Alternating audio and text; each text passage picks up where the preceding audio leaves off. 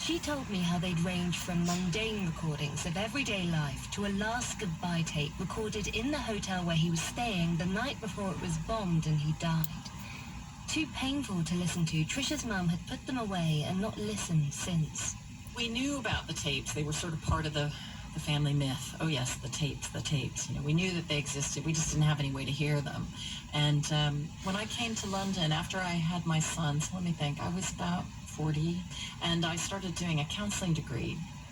And as part of a counseling degree, when you do anything sort of psychotherapeutic, you have to plumb your own depths, let's say. So we were doing a lot of work on our parenting, our family of origin, and that is sort of what sparked my renewed interest in getting to know my dad, because so much of our psychology can be threaded right back to the beginning and to our roots. And so I knew that this was a man I needed to get to know if I was going to get to know myself in a way.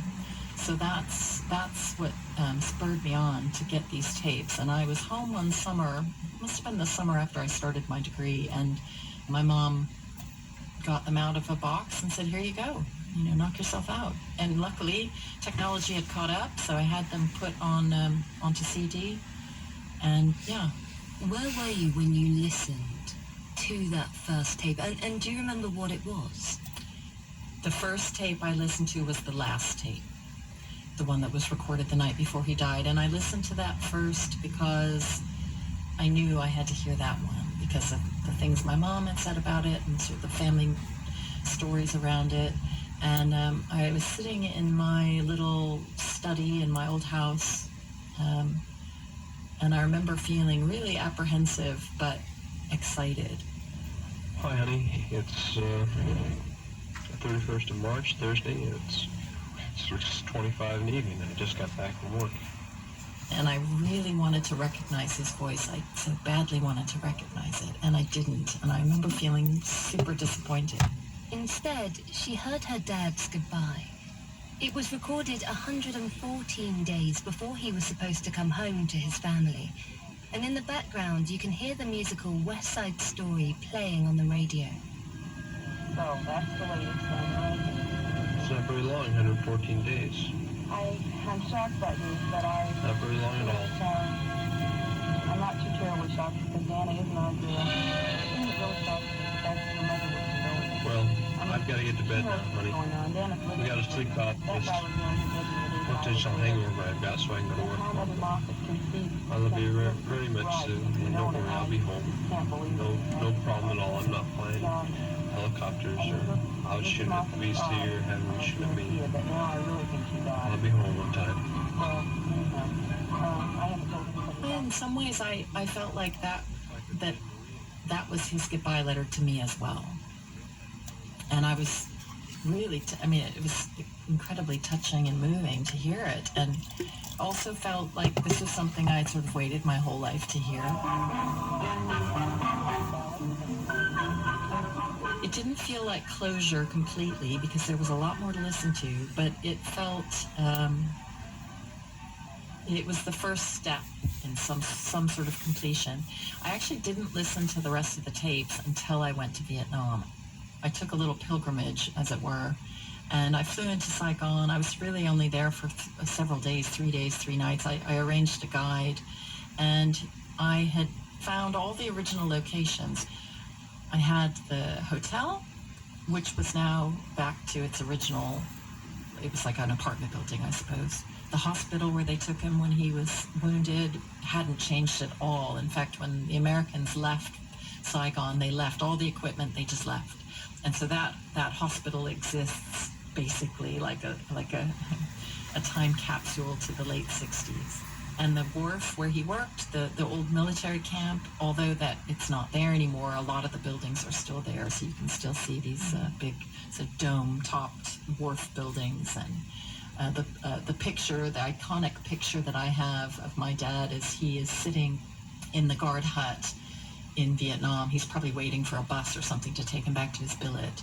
I saw the location where that was. And my very first night there, I laid in the hotel bed and just listened to all the tapes in a row and just let it out. I cried and breathe the air and listen to the sounds of the city, and just had my catharsis that night.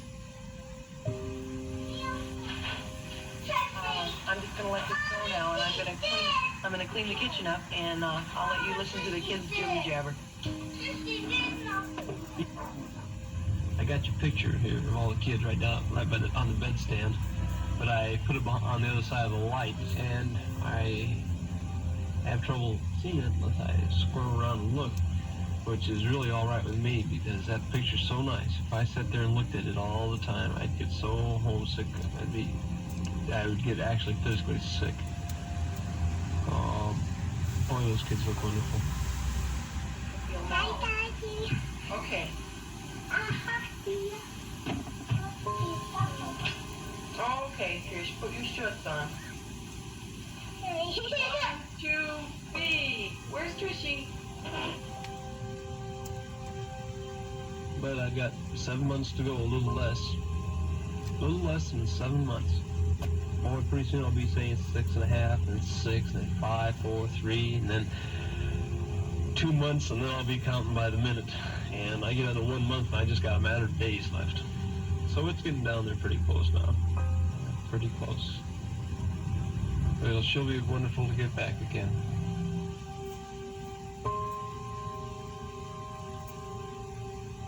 How would you describe the relationship that you've created in your head almost between you and your dad? I do feel that he's present in some way, and I think he wanted me to know him. And I think it's interesting that I'm the one who made this investigation. I mean, it didn't have to be me. It could have been my brother or my sister, but it wasn't. It was me. And when I had all the tapes put onto CD, I sent them each a copy of all the tapes, and my uncle as well. And I know that they have never listened to the tapes because they didn't want to. I remember talking to my brother about it, and I said, "Why haven't you listened?" And he said, "That's your thing." He said, "You carry this for the family. I don't." I really feel like I was called to do it. That I would, the crumbs were left on the trail for me to follow, and it was important that I did so. And do you feel that you know your dad because of that? Absolutely, yeah. And I think that what's been so amazing about the tapes and this whole journey is that I literally have put flesh on this ghost person. And he's someone I know now. He's someone I can recognize him in my own interests, and I can see him in my son. Yeah, it's quite amazing. Trisha Davies-Nan speaking to me from her home in London. There's a photo of her dad in Vietnam on the BBC Outlook Facebook page. Any comments, please do leave them there. This is Outlook from the BBC World Service. Bolton Barassa from the coastal city of Mumbai.